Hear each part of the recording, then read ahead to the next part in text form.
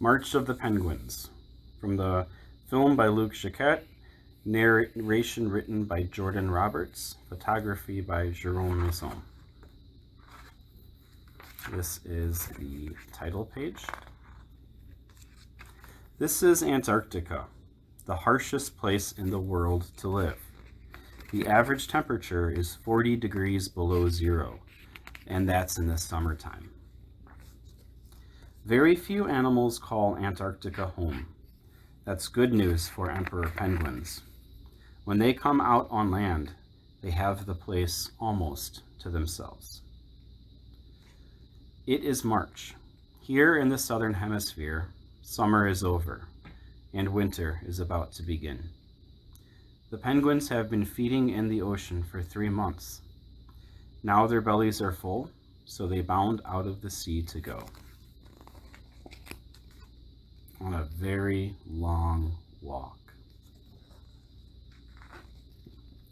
They must walk day and night, sometimes for more than a week. They are on their way to their nesting ground, 100 miles away. When they get tired of walking, they give their feet a rest and slide on their bellies instead. Finally, the penguins arrive at the nesting ground. This is where every one of them was born. Their parents were born here too.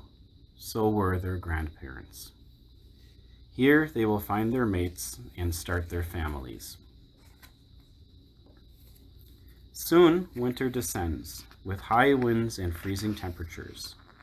The sun has set and will not rise until spring. The penguins huddle together against the cold, waiting. One day in early June, in the very middle of winter, the females start laying their eggs. As soon as the eggs are laid, the mothers must return to the sea to eat. But before they leave, each mother carefully passes her egg to its father. It's a very delicate process. The father makes a nest for the egg on his feet, keeping it safe and warm beneath a flap of skin on his belly. While the fathers care for the eggs, the exhausted mothers march. The moon and stars light their way. Miles of new ice have formed along the shore, so they must walk even farther this time. When the mothers finally get to the sea, they are eager to take the plunge. Water is the penguins' true home. They can hold their breath for over 15 minutes and dive to a depth of over 1,700 feet to feed on fish, krill, and squid. Finally, winter begins its slow retreat. Light returns to the South Pole. It is time for the eggs to hatch. This newly hatched chick is very hungry, but his mother hasn't arrived to feed him yet. The father penguin coughs up a milky liquid.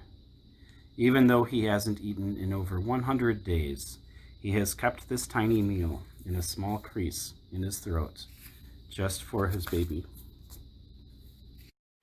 Then the mothers return, full of food for themselves and their babies. The hungry fathers give the babies to their mothers and set off for the sea. Like the sunlight, the chicks grow stronger every day. First they perch on their mother's feet. Then it is time to take their first steps. For the next several months, as the chicks explore and grow, the parents take turns traveling back and forth to the sea for food. The chicks spend more time together, but that doesn't mean they forget their parents. It is now December, the middle of summer, and the chicks are almost grown. They are ready to leave the place where they were born. Although they have never even touched the ocean, they somehow know that it is where they are supposed to go. So one day, they take the plunge and go home for the very first time. For 4 years, the chicks will live at sea, but as the warm days begin to cool at the end of their 5th year, they will know that their time has come. They will bound out of the water, they will march, and they will spend the winter huddled together, bringing new life to Antarctica. The end.